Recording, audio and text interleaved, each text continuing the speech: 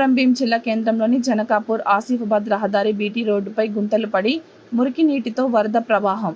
నీటి ప్రభావం జిల్లా అధికారులు తక్షణమే గుంతల్ని పూడ్చి వాహనదారులకు సహకరించాలని కోరారు. డివైఎఫ్ఐ జిల్లా ప్రధాన కార్యదర్శి గొడిచెల కార్తిక్.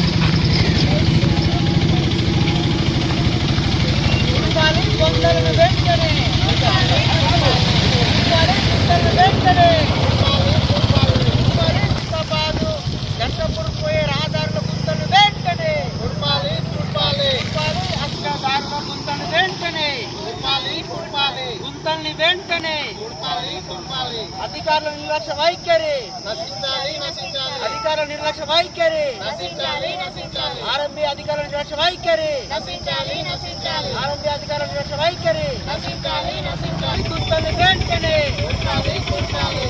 గుంతల్ని వెంటనే రోడ్డు భవనాల శాఖ అధికారులు స్పందించాలి. మేము ఆసిఫాబాద్ జిల్లా కేంద్రంలో గల జనకాపూర్ ఆసిఫాబాద్ జిల్లా కేంద్రానికి పోయినటువంటి రహదారి ఏదైతే ఉందో మొత్తం కూడా గుంతల మయంతో ఇక్కడ వర్షపు నీరు అదేవిధంగా కాలువ నీరు అంతా కూడా నిండిన పరిస్థితి కనబడతా ఉన్నది. నిత్యము ఇంకా అధికారులు అదేవిధంగా ప్రజాప్రతినిధులు అందరూ కూడా ఈ కూడా ప్రయాణిస్తూ ఉంటారు. కానీ ఎవరు కూడా ఈ రోడ్డుని బాగు చేసే పరిస్థితి ఇక్కడ కనబడట్లేదు. చాలామంది ప్రయాణికులు ఇప్పటికీ 2-3 సార్లు బైకులతో కాబట్టి స్కిడ్ అయి పడిన పరిస్థితి, గాయాల పాడైన పరిస్థితి ఇక్కడ ఉంది. జిల్లా అధికారులు వెంటనే స్పందించి ఈ రోడ్డుని బాగు చేయాలని చెప్పేసి భారత ప్రజాతంత్ర యువజన సమైక్య డివైఎఫ్ఐగా డిమాండ్ చేస్తూ ఉన్నాం. ఈరోజు ఇక్కడ నిరసన కార్యక్రమంలో తెలియజేయడం జరిగింది. ఇది త్వరగా పూర్తి చేయకుంటే జిల్లా కలెక్టర్ ఆఫీస్ ముందు అదేవిధంగా ఆర్ఎంబీ పంచాయతీరాజు రోడ్డు భవన శాఖల కార్యాలయం ముందు నిరసన కార్యక్రమం తెలియజేసి ధర్నాలు చేస్తామని చెప్పేసి కూడా హెచ్చరిస్తూ ఉన్నాం.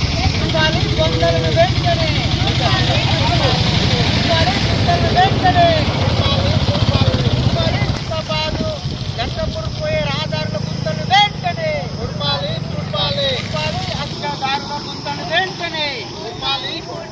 గుంతల్ని వెంటనే అధికారుల నిర్లక్ష్య వైఖరి అధికారుల నిర్లక్ష్య వైఖరి ఆర్ఎంబీ అధికారుల నిర్లక్ష్య వైఖరి ఆర్ఎంబీ అధికారుల నిర్లక్ష్య వైఖరి గుంతల్ని వెంటనే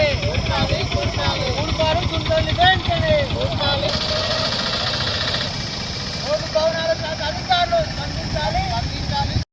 మేము ఆసిఫాబాద్ జిల్లా కేంద్రంలో గల జనకాపూర్ ఆసిఫాబాద్ జిల్లా కేంద్రానికి పోయినటువంటి రహదారి ఏదైతే ఉందో మొత్తం కూడా గుంతల మయంతో ఇక్కడ వర్షపు నీరు అదేవిధంగా కాలువ నీరు అంతా కూడా నిండిన పరిస్థితి కనబడతా ఉన్నది.